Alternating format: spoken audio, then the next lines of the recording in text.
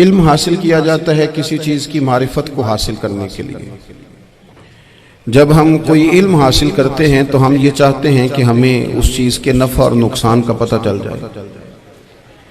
اور جب ہم دینی علم حاصل کرتے ہیں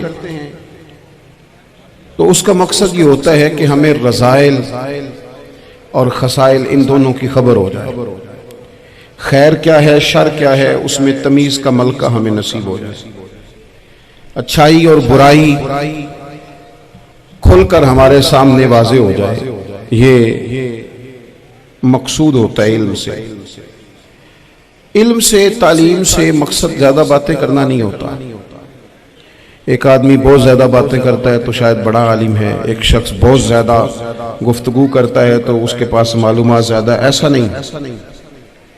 بلکہ حضرت عبداللہ ابن مسعود رضی اللہ تعالیٰ عنہ سے جب کسی نے پوچھا تھا کہ بڑا عالم کون ہوتا ہے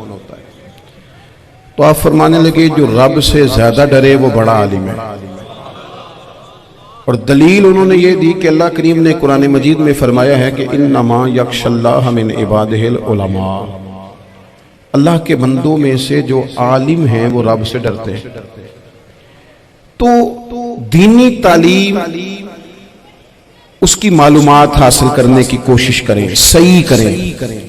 قرآن مجید کی ایک آیہ کریمہ کا کچھ حصہ جو میں نے تلاوت کیا، اس میں اللہ کریم نے فرمایا اپنے محبوب سے، کہا وَقُلْ رَبِّ زِدْنِي عِلْمًا، اے محبوب آپ میری بارگاہ میں یہ دعا مانگیں، آپ یہ عرض کریں کہ اے رب میرے علم میں اضافہ کر دے، اے مالک میرے علم میں اضافہ کر دے۔ بہت ساری چیزیں ایسی ہوتی ہیں جن کی زیادتی ٹھیک نہیں ہوتی، وہ زیادہ ہو جائیں تو نقصان کرتی ہیں، لیکن علم ایک ایسی چیز ہے کہ جس کے بارے میں رب کریم نے کہا کہ محبوب آپ دعا مانگیں کہ آپ کو زیادہ علم دیا جائے۔ اور پھر علم ایک ایسی چیز ہے کہ کوئی بھی آدمی یہ دعویٰ نہ کرے کہ میں نے اب بڑا حاصل کر لیا ہے، میری اب تکمیل ہو گئی ہے، میں اب مکمل ہو گیا ہوں۔ جن کو اللہ نے غیب کے خزانوں کی کنجیاں دی ہیں نا، ان سے بھی رب کریم نے کہا ہے کہ محبوب آپ دعا کریں کہ مالک میرے علم میں اضافہ کر دے۔ تو جب وہاں تک یہ بات ہے تو پھر عام آدمی کو بھی چاہیے کہ وہ اپنی معلومات میں اضافے کا شوق پیدا کرے۔ اور تیسری بات یہ کہ جو حضور کے علم شریف پر بات کرتے ہیں وہ بھی اس آیت سے سیکھیں کہ حضور کا علم تو ہر روز رب اس میں اضافہ فرما رہا ہے، تو ہر روز اضافہ ہو رہا ہے۔ وَلَلْآخِرَةُ خَيْرٌ لَكَ مِنَ الْأُولَىٰ، ہر روز ترقی ہو رہی ہے حضور کے علم شریف کی بھی۔ تو ہمارے ہاں زیادہ تر لوگ بات اس لیے سیکھتے ہیں کہ میں کوئی کہیں سے مسئلہ سیکھوں گا پھر جا کے اپنی مسجد کے امام کو تنگ کروں گا کہ وہاں تو میں یہ سن کے آیا ہوں تو یہاں یہ کام کیوں نہیں ہوتا۔ میں کوئی بات سیکھوں گا تو پھر میں اس سے بحث کا دروازہ کھولوں گا۔ علم کا مطلب ہی اپنے آپ کو سنوارنا ہے۔ معلومات حاصل کرنے کا مطلب یہ کہ آپ کے عمل میں پختگی آئے، آپ کے کردار میں پختگی آئے، آپ نے جو سیکھا ہے آپ اس کے مطابق اپنے آپ کو ڈھالیں۔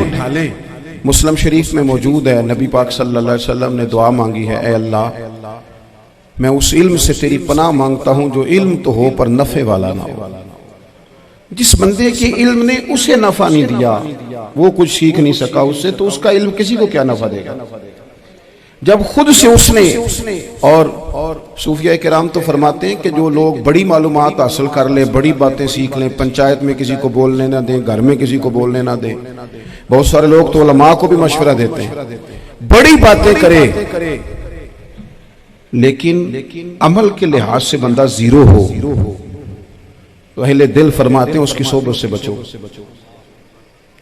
اسے بڑا پتہ ہے، بڑی باتیں آتی ہیں، بڑی باتیں کرتا ہے، لیکن گفتگو کی حد تک تو بہت بڑا ہے، عمل کے معاملے میں صفر ہے۔ بہت سارے لوگ مسجد کے حجرے میں میٹنگ ہو رہی ہوتی ہے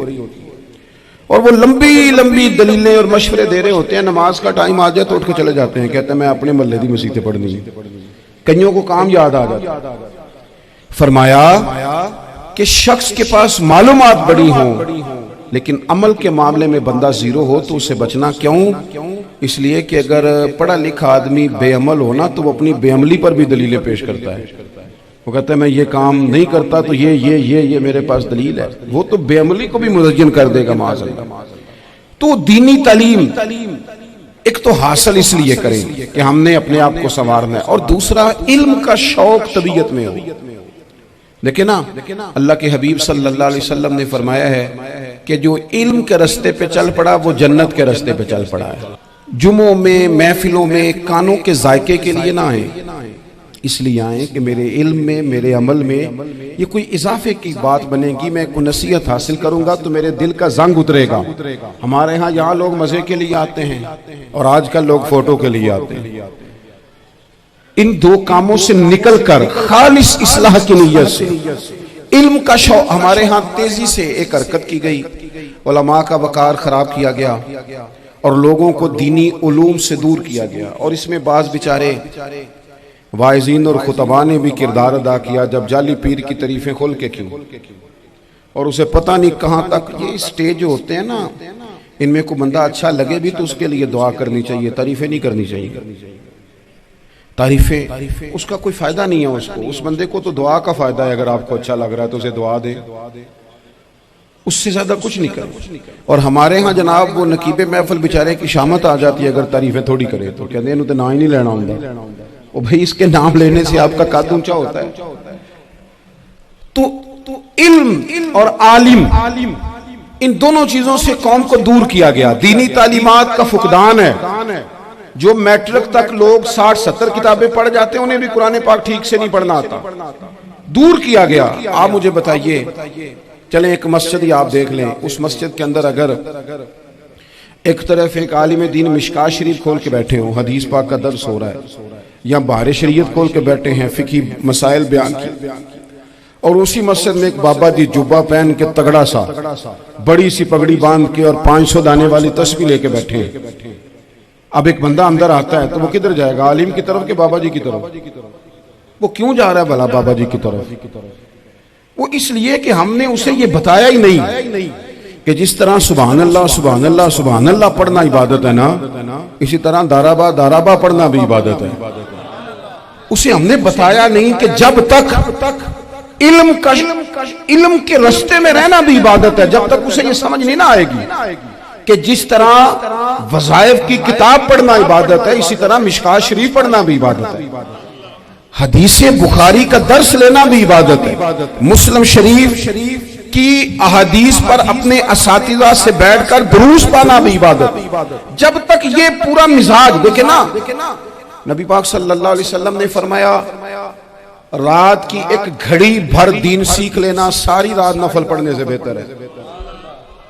اب ہمیں سمجھنا چاہیے کہ کتاب پڑھ کے بھی بندہ رب رسول تک پہنچ سکتا ہے، کتاب و سنت رستہ آسان کرتے ہیں، لیکن ہمارے ہاں کیا مزاج دیا گیا ہے، بابا جی کے پاس چلو، ضرور جائیں بابا جی اگر دیکھ ہیں تو منع کوئی نہیں کر رہا، لیکن جو سوچ ہمیں حضور نے دی ہے ہم نے اسی سوچ کے مطابق اپنے معاملات کو ترتیب دینا ہے نا۔ اب ایک بات میں نے آپ سے پوچھی اور آپ نے کہا قوم ساری بابا جی کی طرف جائے گی،